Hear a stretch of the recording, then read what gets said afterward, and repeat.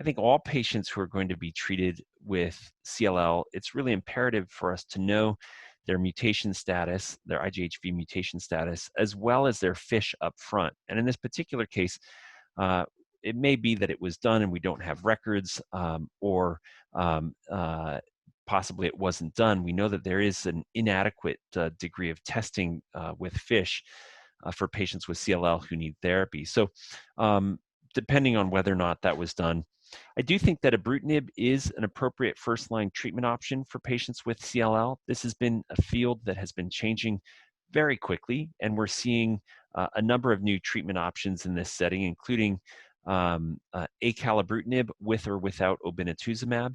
Also, obinutuzumab venetoclax can be utilized in the frontline setting.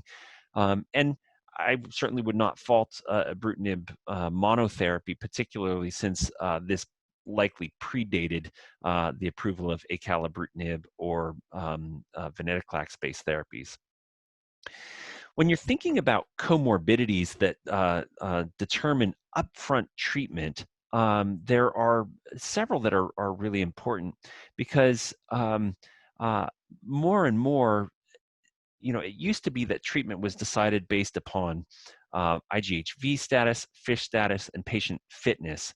But more and more, we can say that all these novel agents are particularly effective in the frontline setting. And so it becomes more about the patient's unique features. So things that I think about, for instance, are presence of cardiac risk factors. So a patient who already has hypertension, maybe a history of atrial fibrillation, who has left atrial enlargement on EKG.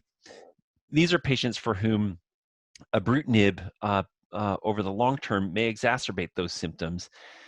We don't have head-to-head data, but at least it appears from preliminary data that acalabrutinib may not have those same toxicities in the frontline setting.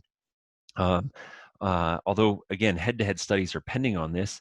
So in a patient with cardiac risk factors, I may choose obinutuzumab venetoclax. However, as this case importantly highlights, this patient had some significant chronic kidney disease, and that certainly exacerbates the risk of tumor lysis syndrome with venetoclax. In fact, a glomerular filtration rate of less than 80 increases the risk of tumor lysis syndrome when patients are treated with venetoclax. So for a patient with very significant renal insufficiency, such as this patient with a GFR of just 30, that's an important consideration. I'll think about the medications that they're on. Patients who are on proton pump inhibitors, that's going to reduce their absorption of acalabrutinib, but not impact the absorption of ibrutinib. Conversely, if patients are on medications with CYP3A4 interactions, that may influence their exposure to BTK or increase their exposure to venetoclax. So you have to be very careful about drug-drug interactions. Those are some of the things I think about when addressing a patient's fitness or comorbidities when picking a therapy.